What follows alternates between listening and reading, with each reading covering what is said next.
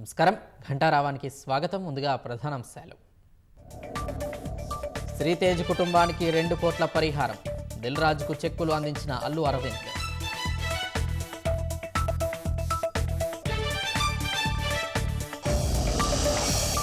బాలుడు శ్రీతేజ్ కోలుకుంటున్నాడన్న నిర్మాతలు.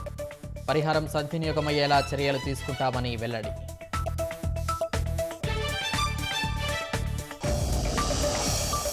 ఏడుపాయల వనదుర్గ ఆలయంలో సీఎం ప్రత్యేక పూజలు. మెదక్ చర్చి శతాబ్ది ఉత్సవాల్లో పాల్గొన్న రేవంత్ రెడ్డి.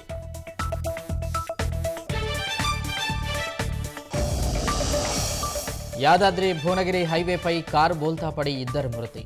వరంగల్ నుంచి హైదరాబాద్ వెళ్తుండగా ప్రమాదం.